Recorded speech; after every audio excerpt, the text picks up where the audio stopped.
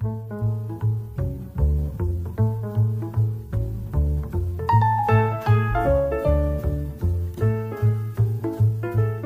Confluence, aujourd'hui, on se penche sur une analyse intéressante du magazine Challenge. Elle décrypte la trajectoire économique et stratégique du Maroc. On va regarder un peu les grands projets, les choix sectoriels, et puis certains contrastes aussi qui ressortent, notamment par rapport à l'Algérie. Alors pour commencer, l'article parle d'une structure de pouvoir économique assez particulière. Oui, tout à fait. En fait, les sources mettent en avant une concentration notable. On parle d'une fortune royale importante, oui, mais surtout d'une gestion très, très directe de l'économie. La holding Almada, elle est vraiment au cœur de tout ça, dans les télécoms, l'énergie, la banque, les mines, enfin, les secteurs clés.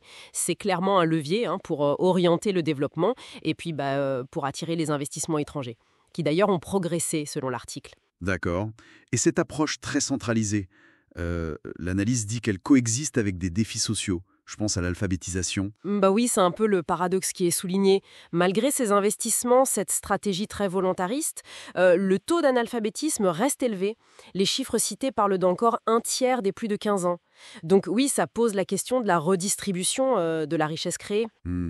Un autre point fort de la stratégie marocaine, selon l'article, c'est le Sahara occidental. Ils insistent beaucoup là-dessus. Ah oui, énormément.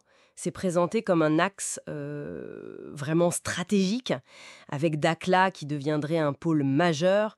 Les investissements annoncés sont, oui, colossaux. Le port Dakhla Atlantique, 1,2 milliard d'euros, des parcs éoliens géants, des projets d'hydrogène vert. Et ça implique des acteurs internationaux, américains, européens, chinois. L'analyse parle même d'un Eldorado énergétique potentiel là-bas, grâce au soleil, au vent. Oui, mais l'article mentionne aussi des risques. Et ils utilisent même une expression assez forte, colonialisme vert. Qu'est-ce que ça veut dire d'après les sources? Alors le risque principal qui est pointé, c'est bien sûr lié au statut politique du territoire, qui n'est pas résolu. C'est revendiqué par le Maroc. Donc ces investissements massifs, les 7 milliards prévus pour l'hydrogène vert par exemple, ils se font dans ce contexte tendu. Et certains observateurs, qui sont cités dans l'article, utilisent colonialisme vert pour dire que ces projets verts pourraient en fait servir à renforcer la présence marocaine sur ce territoire contesté. Ce qui alimente les tensions avec Alger, j'imagine. Ben oui, logiquement.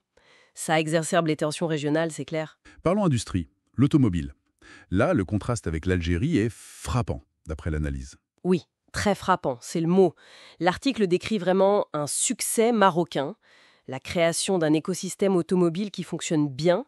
L'usine Renault de Tanger est citée comme la plus grande du groupe Renault dans le monde. Elle produit énormément pour Dacia. Et puis Stellantis aussi, qui investit beaucoup près de Kenitra. D'accord. Et en face, l'Algérie, comment c'est décrit? La comparaison des chiffres est assez brutale. Renault aurait produit 312 000 véhicules au Maroc en 2023, contre moins de 19 000 pour son usine algérienne d'Oran, qui a eu du mal à redémarrer apparemment. Ah oui, quand même. Et Stellantis, via Fiat, a assemblé 18 000 voitures en Algérie, c'est vrai. Mais son usine marocaine, elle vise 100 000 par an, alors que le projet Fiat en Algérie semble patiner un peu pour monter en charge. Donc oui, l'analyse dépeint vraiment deux trajectoires industrielles très très différentes. Et tout ça, ça repose aussi sur des infrastructures lourdes, j'imagine. La Coupe du Monde 2030, ça doit jouer un rôle. Absolument, c'est un accélérateur. L'article mentionne l'extension de la LGV, la ligne à grande vitesse, vers Marrakech et Agadir. Ça réduit beaucoup les temps de trajet.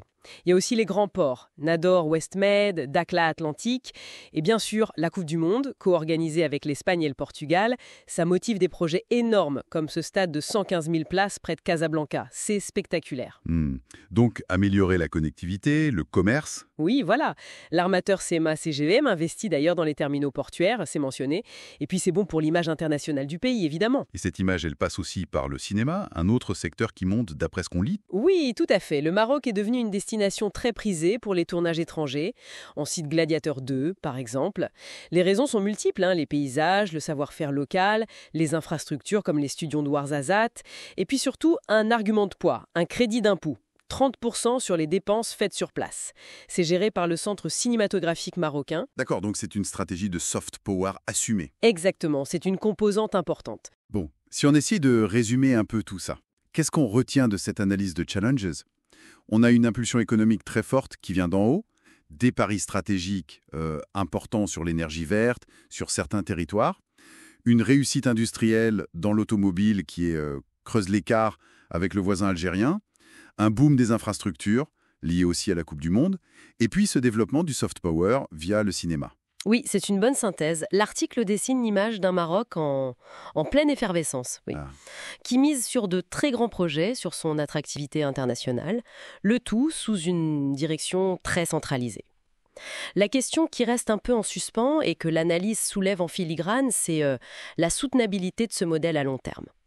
Comment concilier cette course au développement, à la modernité, très tournée vers l'extérieur, avec les défis sociaux internes, on a parlé de l'éducation, et surtout avec les tensions géopolitiques qui persistent dans la région.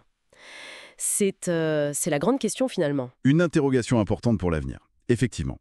Voilà, c'est tout pour aujourd'hui sur Confluence. Si cette analyse vous a intéressé, n'hésitez pas à nous le faire savoir. Un like, un abonnement, un commentaire, ça fait toujours plaisir. À très bientôt.